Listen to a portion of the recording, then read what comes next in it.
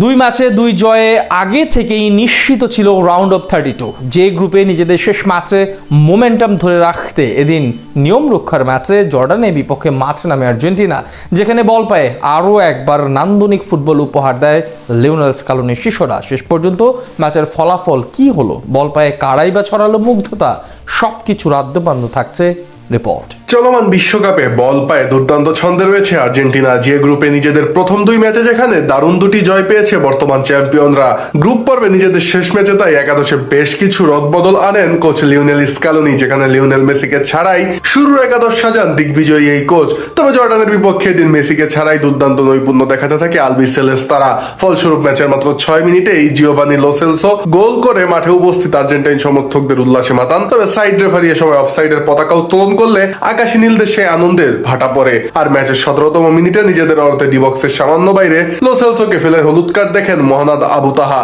আর সেখান থেকে ফ্রি কিকে মাপা শটে গোল করে আলবিসেলেস্তাদের এগিয়ে নেন জিওভানি লো সেলসো। ম্যাচের 27 মিনিটে সিমিওনের বাড়ানো বলে গোল মুখে শট নেন লাউতারো মার্টিনেজ। তবে তার সেই শট গোল পোস্টে লেগে ফিরে আসলে ফিরতি বলে হেড নেন মার্কোস সেনেসি। যদিও গোলরক্ষক কিয়াজি দাবুল আয়লার দুরন্ত সেভে এ যাত্রায় বেঁচে যায় জর্ডান। তবে এ সময় ডি বক্সের ভিতর সেনেসির মুখে বুট দিয়ে আঘাত করে বসেন জর্ডানের অধিনায়ক এহসান হাদ্দাদ। আর ভিআরে চেক করার পর এ সময় আর্জেন্টিনার অনুকূলে পেনাল্টি সিদ্ধান্ত দেন রেফারি। আর পেনাল্টি থেকে ঠান্ডা মাথায় দারুণ শটে গোল করে আকাশী নীলদের 2-0 গোলে এগিয়ে নেন লাউতারো মার্টিনেজ। এরপর ম্যাচের 42তম মিনিটে আবু দাহাবকে গতিতে পরাস্ত করে বল পায়ে জর্ডানের ডি বক্সে ঢুকে পড়েন নিকো পাজ। এ সময় দুর্দান্ত এক ক্রসে দারুণ সুযোগ তৈরি করেন পাজ। তবে জায়গা মতো সতীর্থ কোনো ফুটবলার না থাকায় গোল বঞ্চিত হয় আকাশী নীলরা। এরপর দুই দল আরো কিছু সুযোগ তৈরি করলেও গোলের দেখা পায় না কেউই। ফলে 2-0 গোলের লিড নিয়ে বিরতিতে যায় আর্জেন্টিনা।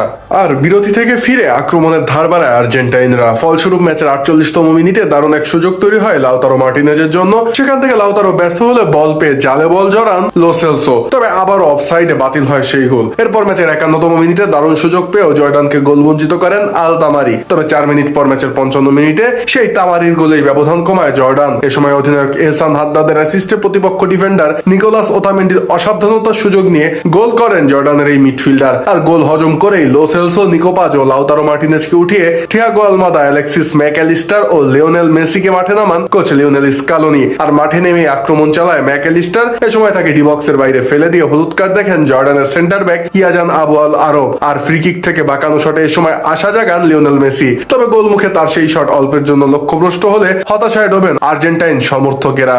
তবে ম্যাচের 80 মিনিটে সব হতাশা দূর করে দিয়ে বাপায়ের জাদুকরী ফ্রি কিকে গোল করে আর্জেন্টিনাকে 3-1 গোলে এগিয়ে নেন মেসি। এরপর ম্যাচে আর কোনো গোল না হলে জয় নিয়েই মাঠ ছাড়ে আলবিসেলেস্তারা। ফলে 3 ম্যাচে 3 জয়ে পূর্ণ 9 পয়েন্ট নিয়ে গ্রুপ চ্যাম্পিয়ন হয়েই রাউন্ড অফ 32-তে ওঠে স্কালোনির শিষ্যরা।